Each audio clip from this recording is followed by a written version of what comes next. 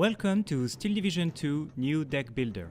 In this video, we're gonna build a battle group from scratch in order to show you all the new features. For more details about the new deck builder, a link is available in the video description. As always, please keep in mind that everything you will see in this video is still in development. After picking up our division, the first thing we will check is the number of slots and points in each category, as it will drive our deck composition.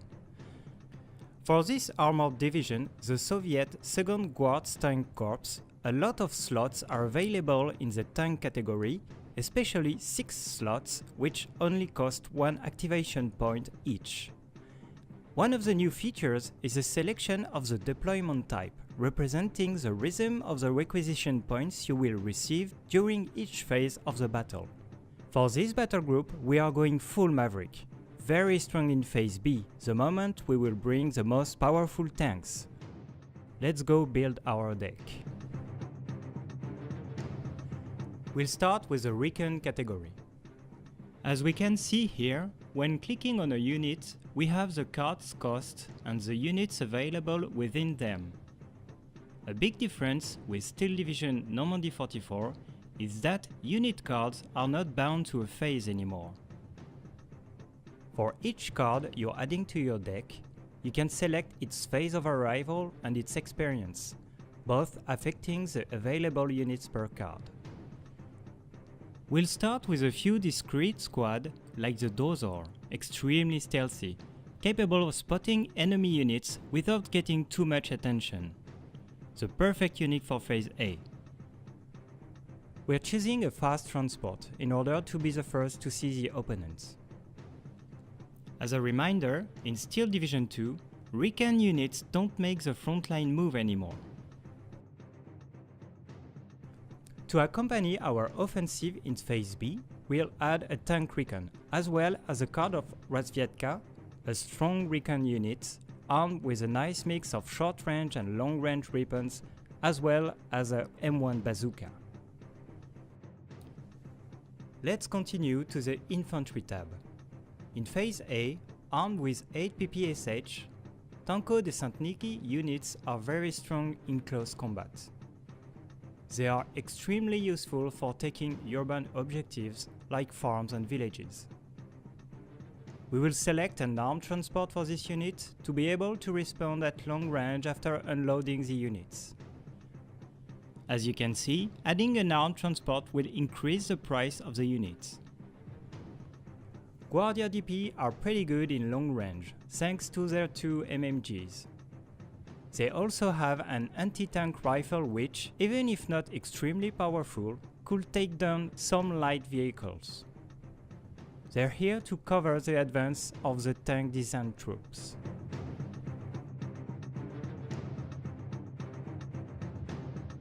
In phase B, we are bringing a leader, Tanko-Desantniki Komroti.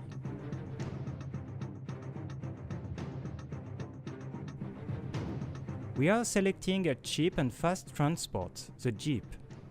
For example, if the units are pinned down and we see enemy movement closing in, we can move our leaders there quickly. We're adding more Guardia in phase B to cover the advance of our tanks, as well as Avtomachiki, which come with anti-tank weapons. They will come with armed transport for fire support. And now the big one, the tank category. The Soviet division mostly have T-34 tanks. For each one of them, we will check the availability in phase A. What we can see here is that T-34-85 cards will only bring 4 tanks each in this phase, while the T-34-76 card will bring way more units in phase A, which could be a smart choice for a nice start. We will also bring a leader for a nice XP boost. We are also adding some T-34-85 and boost their experience, in case our opponents are stronger than we think. In phase B, we will bring another leader as well as an experienced T-34-85.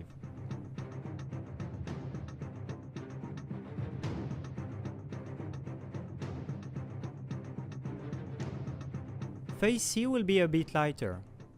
Let's hope we'll win the Phase B.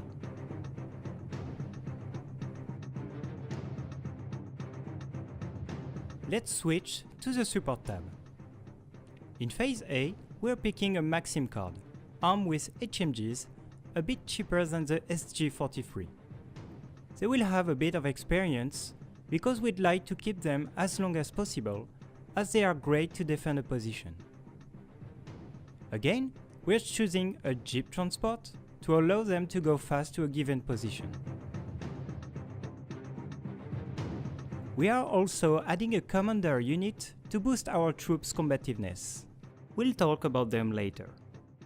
A Studebaker supply truck will be here from the start to resupply our units. In Phase B, we are adding another supply Studebaker as well as a M3A1 combat commander. You can only bring one commander per phase. Let's switch to the anti-tank tab. In Phase A, we will have some Panzerschrecks with a cheap but efficient Jeep transport.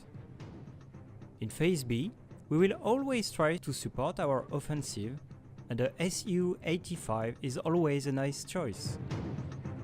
We are also adding an experienced ZIS-3 AT gun, which is extremely interesting, as it is both an anti-tank and an artillery gun at the same time.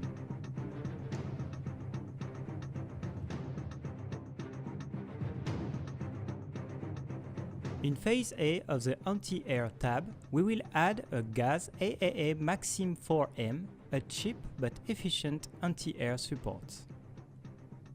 ZSU M17 is also a good choice, as it can also provide support for the infantry.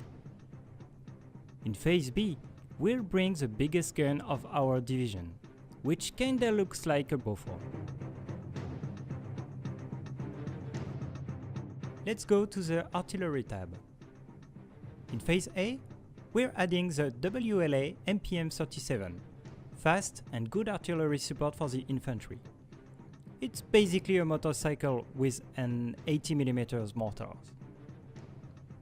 They have a good amount of smoked shells and HE shells.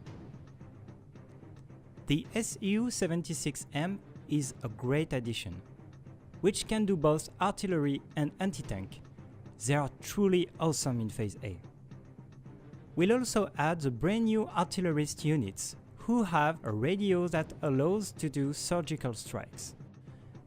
Basically, in-game, when clicking while maintaining the control key in their area of effect, you can perform a surgical strike.